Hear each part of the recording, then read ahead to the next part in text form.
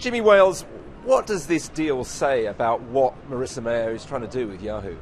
Well, I think one of the interesting things about Yahoo is that traditionally it's been viewed in the industry for the last, many years now as a very marketing-led organization, not a great place for technologists, not a great place for great product people to work.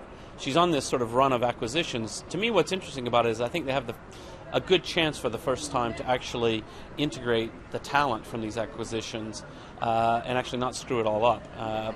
People in the industry respect Marissa as a technologist, and that's a big shift for Yahoo. So I think it's a pretty exciting time for them. Why does she want Tumblr, though? What is it about Tumblr that she sees as fitting with a different Yahoo?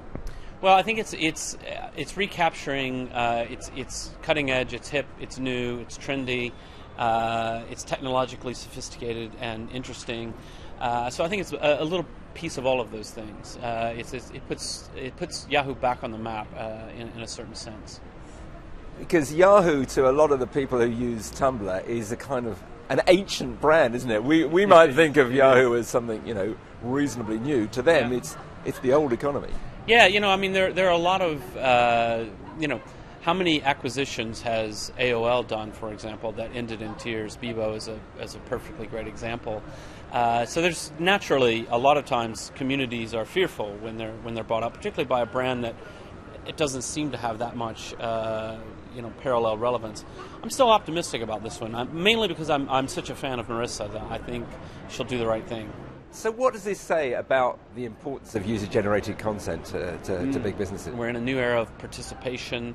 You want people using your website, but you also want them doing interesting things on it and so forth. It's still, fundamental in a way to the working of the web. It's got a high valuation. It's growing really fast. It's got minimal revenue. Nobody's really figured out how Tumblr turns into a business. Yeah, it's really, Instagram was the same kind of thing. It's a big mystery. Of course, we said the same thing about YouTube. I remember being completely wrong about YouTube before they were acquired by Google.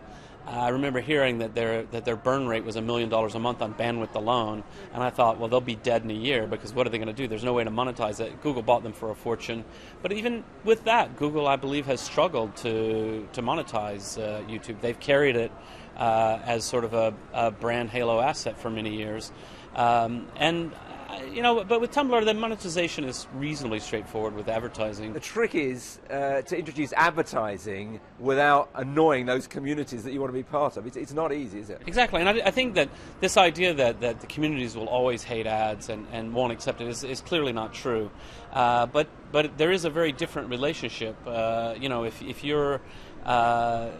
If you're paying the people who are participating, they don't necessarily mind the ads because they know that's how they get paid. If you're not paying them, they understand it as a trade-off. It's you're providing a service and it has to be paid for, and they understand that. But they don't want you milking them too much. So it's a social contract, really.